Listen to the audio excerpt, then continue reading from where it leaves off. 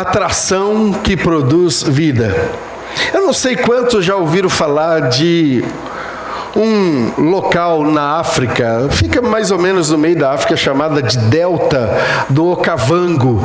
Delta do Okavango. O delta é onde os rios normalmente desaguam no mar, é o local. E por que delta? Porque ele cria como um aspecto triangular, e aí o delta, de asa delta e outras coisas. Para quem gosta das matérias aí de matemática, de física, sabe muito bem o que significa um delta. É onde o rio vai se alargando antes de chegar ao mar. O delta do Okavango, ele vai na mão contrária. Ele é um dos rios que não corre para o lado do mar. Ele sai muito próximo do mar, na região do país de Angola, e ele vai para o meio da África. Ele estaria próximo ali da costa marítima e poderia desaguar lá, mas Deus fez a coisa invertida nesse sentido, até mesmo para mostrar que Ele faz as coisas de uma forma diferente. E o rio Okavango, ele nasce na Angola com nomes bem diferentes desse que a gente conhece.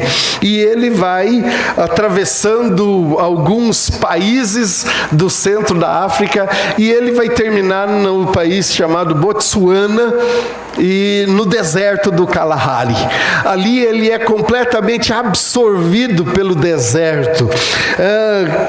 Conhecidamente, o rio Okavango, ele é violento, mas ele vai morrendo ao longo do seu percurso de 1.200 quilômetros. Desde que ele nasce lá em Angola, onde tem as suas nascentes, ele vai se encorpando e tomando força ao longo dos países pelos quais ele vai atravessando, e quando chega no delta, ali em Botsuana, ele vai se ramificando e se desmanchando e fica em um rio raso, de águas cristalinas. E depois ele morre, e depois ele seca. Todo fim de ano, esse rio seca. Ele começa no início do ano, com as chuvas que caem lá em Angola. E aí ele vai crescendo e se desenvolvendo. E depois ele morre. Mas por que Deus fez isso? Por que esse rio foge aquilo que seria norma de todos os rios correrem para o mar? Inclusive a Bíblia diz disso.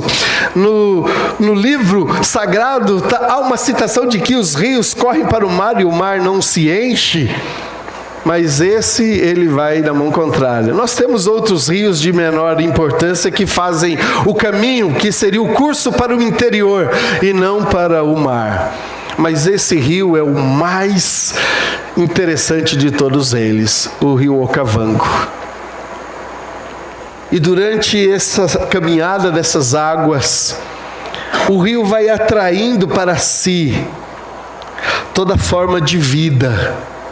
E ao longo do seu percurso, ele vai produzindo vida. Quando ele termina ali naquilo que é chamado do deserto do Kalahari, quando ele seca, por incrível que pareça, nós aqui no Brasil somos beneficiados pela potência desse rio. À medida que ele vem chegando, e quando ele chega no delta, ali no deserto do Kalahari, quando ele seca, ventos fortíssimos, correntes de ventos fortíssimos arrastam os nutrientes, e esses nutrientes vêm parar, sabe aonde? Na nossa gloriosa e maravilhosa floresta amazônica. É Deus que faz. Esse rio que dá vida para que outros pudessem ter vida. Se você que gosta e é curioso, quando chegar na sua casa, procura lá o delta do Okavango. E você vai ver imagens extraordinárias. Eu até fiz algumas delas, mas resolvi não passar para não perder tempo. Animais de todas as espécies vão se abrigar nas suas águas. E aves, peixes. E depois, quando ele seca, ele ainda continua produzindo vida para trazer os seus nutrientes aqui para a nossa gloriosa floresta. Nós somos beneficiados disso. O rio precisou morrer, mas antes de morrer com as suas águas, ele atrai os animais, os répteis, as aves, os insetos, atração que produz vida. O segundo aspecto que eu quero mostrar para você dentro daquilo que atrai vida para nós é a paquera. Paquera de um rapaz e uma moça. Uma moça disse uma frase assim para mim: eu não sei paquerar. Eu não sei paquerar, eu não sei como é que funciona esse negócio de paquera. E eu disse: não se preocupe, na hora certa você vai aprender. Eu paquero a minha esposa 30 e lá vai pedrada, né? Hoje, Dia das Mães, peguei uma foto dela vestida de noiva, lá de trocentos anos atrás, e mandei para ela, no WhatsApp dela, dizer assim: ainda sou apaixonado por você, viu, menina? Você cuida, viu? Paquera é um cruzar de olhos assim, pronto, pegou fogo. A coisa acontece. Atração começa assim do nada, acontece às vezes sem querer, acontece sem esperar. A paquera. E é gostoso paquerar. Eu lembro quando eu paquerava. Agora que sou casado, não só posso paquerar aquela moça ali. Você que é casado, você que é comprometido, saiba que você só pode paquerar a sua esposa, viu? Fica paquerando, só prendendo piscadinha por aí, assim, ó. Né? Flertando por aí. Cuidado que Deus está de olho em você, viu? Dessa atração de alguém que gostou de alguém, tem um relacionamento físico. Do relacionamento físico, que é a paixão ardente, nasce um processo que é um dos mais lindos da biologia humana, que é o espermatozoide indo em busca do óvulo. Só um de milhões, às vezes bilhões deles em desespero, só um felizardo consegue fecundar. Um único felizardo. É a coisa mais linda. Pode olhar por aí, você vê. Tem fotos e filmes disso, como é que funciona. Aquela briga desesperada. Lembra você quantos rapazes queriam a sua esposa? Mas você chegou lá, você chegou primeiro. Você rompeu o coração dela, você jogou o seu charme assim, e ela disse: uau! Lembra? Não lembra mais? Que isso, rapaz? Faz tanto tempo assim? Você jogou aquele charme em cima da sua menina, e ela disse assim: te quero para toda a vida. Que coisa maravilhosa. Isso é atração que produz vida. 9 meses depois, meu amigo, tá lá alguém. Que sensacional é isso!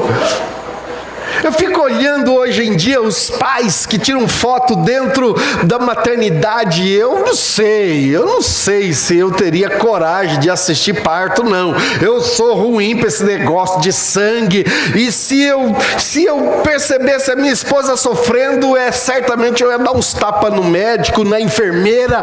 E então eu acho que eu não iria, não. Mas eu admiro você que é homem corajoso, que põe toquinha e vai lá filmar e segura na mãozinha dela e fala assim: tô aqui, querida, conta comigo nessa hora difícil. Atração que produz vida. Mãe, que coisa preciosa é isso. Mãe é riqueza, mãe é virtude, mãe é doação. E depois que o filho nasce, então, quanta renúncia. Nosso filho está lá em Angola, o Eliabe. Foi fazer um trabalho lá pela empresa dele. E ele deve ter visto, eu imagino, ele deve ter visto lá a pobreza daquelas pessoas. E ele está numa paixão com essa mãe dele. É um negócio impressionante. Escreve, manda mensagem, vídeos e fotos e coisas. E uma gratidão, que gostoso. Eu vou mandar alguns filhos lá para Angola também, sabe? Mandar os filhos aí que nem sequer deram um beijo na sua mamãe hoje. Não comprou uma flor para sua mamãe. Mãe é sinônimo de renúncia. Você talvez nunca percebeu o quanto que a sua mãe tira da boca dela para dar para você. Ela que antes comia a melhor parte da comida, agora dá para você. E come lá assim, como dizendo: eu nem estou com tanta fome. Mas você que não sabe que depois ela vai comer mingau de farinha para engrossar o restante que estava faltando, porque ela tirou da boca para dar para você. Mãe é sinônimo também de alguém que morre para poder oferecer vida. Muitos de vocês, filhos, só vão saber a importância da sua mãe o dia que ela faltar. Aí você vai dizer: rapaz, a minha mãe era uau! A minha mãe era valorosa demais e eu não fiz o que deveria no tempo que eu poderia. Mãe é tudo de bom. Ela sabe abrir mão para que o filho, a filha, tenha aquilo que é melhor. A Bíblia diz que o Senhor diz assim: se sua mãe ou seu pai, ou sua mãe te desamparar, o Senhor acolherá. Ou o Senhor também diz: olha, se em algum momento aquela que te deu a luz abandonar você, se é que isso acontece, o Senhor diz: eu não vou abandonar você. E quando Deus cita isso, quando Ele inspira o profeta para citar algo tão intenso como esse, Ele está admitindo que o amor de uma mãe é algo a ser de fato percebido pelos filhos e pelas pessoas. Quão preciosas são as mães! Quão preciosas elas são! Quão dignas de um abraço elas são! Hoje eu procurei uma foto da minha mãe. Nós temos um grupo lá da minha família, do qual eu raramente participo, mas hoje eu resolvi dizer algumas coisas para as tias e pessoas lá que são mães nesse grupo da família. E aí eu resolvi procurar uma foto da minha mãe nas fotos que eu tenho de arquivo. Eu sei que eu tenho, mas não achei nenhuma delas. E eu até dei graças a Deus por não lembrar dela como ela era. Eu preferi lembrar dela em forma de gratidão por aquilo que ela fez por mim. E como ela fez por mim. Minha mãe foi valente para valer. Foi mulher daquelas de respeito mesmo. Mulheres que geram vida. Começou, tinha uma atração, e essa atração gerou vida no final. Mas um terceiro aspecto, assim como o rio, o Okavango produz vida, assim como as mães geram vidas, há uma outra questão que eu quero destacar para você nessa noite, que também é uma atração que produz vida. No livro de João, capítulo 12, versículo 31 e 32, Jesus diz assim: chegou a hora de ser julgado este mundo. Agora será expulso o príncipe deste mundo, mas eu, quando for levantado da terra, atrairei todos a mim. Ele disse isso para indicar o tipo de morte que haveria de sofrer. João capítulo 12, verso 31 e 32.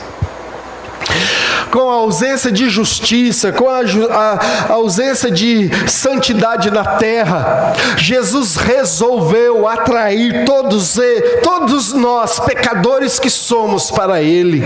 E Ele diz: o dia que eu for levantado da terra, e na terra eu vou atrair todos para mim mesmo. Os olhos de todas as pessoas estavam para aquele que estava no meio de dois outros pecadores, mas Ele estava levando as nossas chagas, as nossas culpas. Ele não tinha culpa, mas Ele estava carregando a minha e a sua iniquidade. A atração que produz vida. O rio Okavango morreu para que seres tivessem vida e tenham vida. Mães foram atraídas, morrem para que os seus filhos tenham suas vidas. E aqui nós temos também o exemplo maior de alguém que morre no lugar do outro, de alguém que atrai para poder oferecer vida. Jesus foi esse que foi levantado para que você e eu tivéssemos um encontro poderoso, porque não havia justiça em nós, não havia valor em nós nessa terra, pecadores que somos.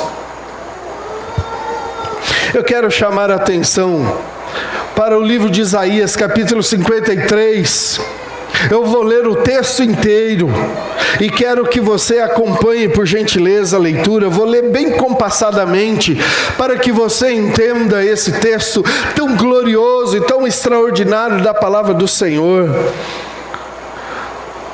O texto de Isaías 53 diz assim: quem creu em nossa mensagem e a quem foi revelado o braço do Senhor, ele cresceu diante dele como um broto tenro e como uma raiz saída de uma terra seca.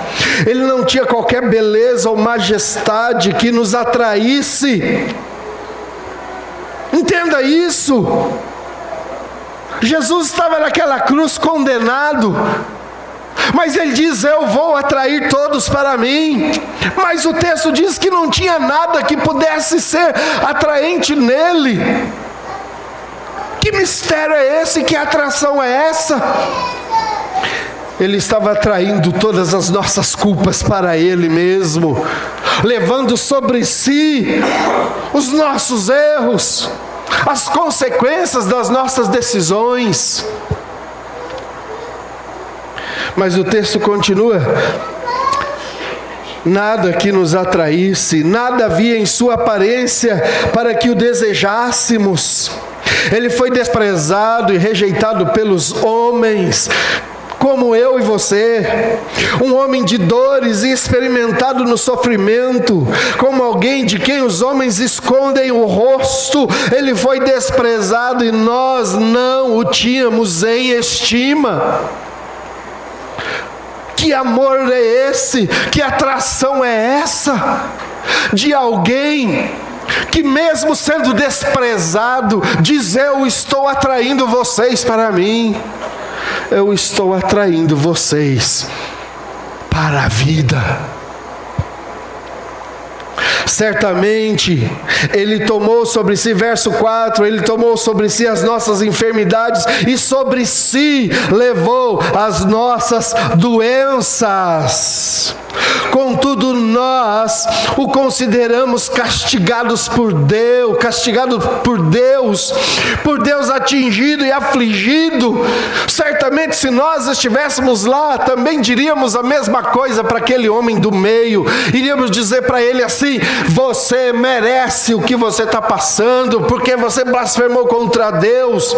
Mas ele, com um olhar tenro e amoroso, estava dizendo para nós: eu estou atraindo você para a vida.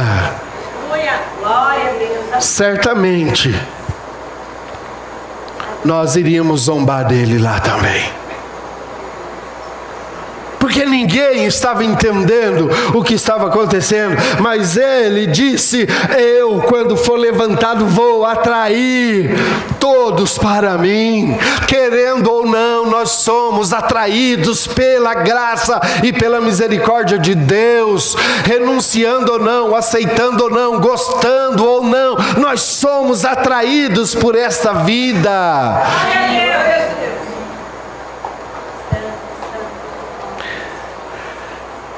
Versículo 5, mas ele foi traspassado por causa das nossas transgressões, foi esmagado por causa das nossas iniquidades. O castigo que nos trouxe paz estava sobre ele, e pelas suas feridas fomos curados. Todos nós, tal qual ovelha, nos desviamos, cada um de nós se voltou para o seu próprio caminho, e o Senhor fez cair sobre ele a iniquidade de todos nós.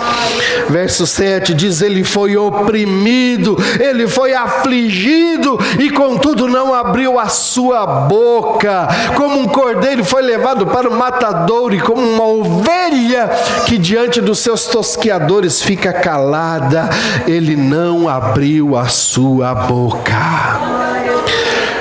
Com julgamento opressivo ele foi levado. O julgamento que ele sofreu não foi justo. Condenaram o Senhor injustamente. Ele não merecia.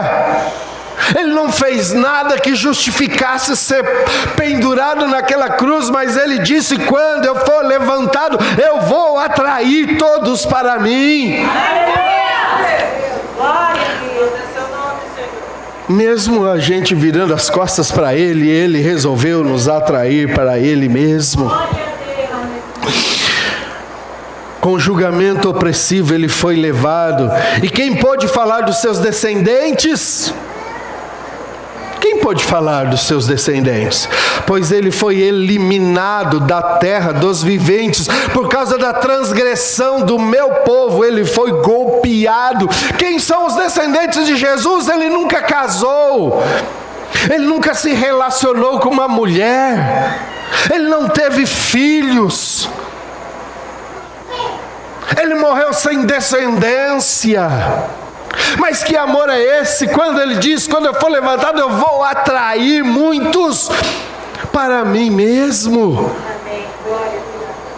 Ele não teve descendência nessa terra porque ele nunca deitou com uma mulher. Não que isso fosse pecado, deitar com uma mulher. Isso não é pecado e não seria pecado. Mas porque ele queria dar um outro significado para a vida do ser humano. Tanto que hoje ele é o primogênito do Pai, e ele é aquele que nos chama de irmãos. Nós somos herdeiros de Deus e co-herdeiros com Cristo. Ele não teve uma descendência humana, mas ele disse: eu vou atrair todos para mim mesmo. E hoje, se somos filhos de Deus, foi por causa do amor dele por nós. Ele nos atraiu. Ele morreu no nosso lugar. Ele precisou pagar a nossa culpa. Ele não teve descendência nessa terra, mas ele tem uma infinidade de descendentes. Ele diz: eu vou puxar a fila. Considera-se hoje que Jesus foi ao mesmo tempo o primeiro Deus na terra e o primeiro homem no céu. Depois dele, e só depois dele, uma infinidade de homens terão entrada no céu por meio de Jesus Cristo, Senhor. E quando chegarmos lá, poderemos agradecer ao Senhor por ter dado a vida dele por nós. Foi-lhe dado um túmulo com os ímpios e com os ricos em sua morte, embora não tivesse cometido nenhuma violência, nem houvesse nenhuma mentira na sua boca. Contudo, foi da vontade do Senhor esmagá-lo e fazê-lo sofrer. E embora o Senhor tenha feito da vida dele uma oferta pela culpa, ele verá sua prole. Ele verá a sua prole e prolongará os seus dias. E a vontade do Senhor prosperará em sua mão. Depois do sofrimento da sua alma, ele verá a luz e ficará satisfeito pelo seu conhecimento. Meu servo justo justificará a muitos e levará a iniquidade deles. Por isso eu lhe darei uma porção entre os grandes, e ele dividirá os despojos com os fortes, porquanto ele derramou a sua vida até a morte, e foi contado entre os transgressores, pois ele levou o pecado de muitos, e pelos transgressores intercedeu. O rio Okavango morre no deserto do Kalahari para dar vida. As mães dão as suas crias e morrem em função delas também. E aqui nós temos a maior de todas as expressões de amor abnegado, o Senhor Jesus, que deu a vida dele para que você e eu tivéssemos vida e vida para todo sempre.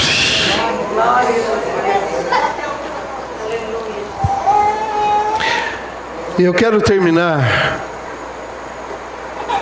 compartilhando com você uma experiência particular. Há muito tempo que eu tento entender a palavra que diz assim: porque Deus nos amou primeiro. Isso sempre foi uma questão que eu queria entender. Como é que isso funciona, Deus? Por que o Senhor me amou primeiro? Eu queria tanto poder entender isso de uma forma simples no meu coração, para eu te dar glória. Eu já estudei isso em teologia, nas universidades, mas nunca desceu ao meu coração de forma intensa. E aí, essa semana, conversando com o André, meu filho, explicando para ele algumas coisas da vida, eu disse: sabe, filho, Ele disse: pai, eu te amo. Eu disse: não, eu te amo antes. E aí o Espírito de Deus falou: agora você entende? Eu falei: como assim? Falou: por que você ama o seu filho antes dele? Eu falei: porque eu existo antes dele. Ele disse: é por isso que eu te amo antes, porque eu existo antes de você. Por isso eu te amei primeiro. E eu disse: Senhor, muito obrigado. Agora eu entendo o que significa ser amado primeiro. O Senhor já existia quando eu passei a existir. Quando você existiu, Deus já existia. Ele te amou primeiro. Antes mesmo de você esboçar qualquer sentimento, qualquer espécie de reação favorável a Deus, Ele já te amava. Ele já se importava com você. Esse é o verdadeiro amor de Deus por nós. Amém?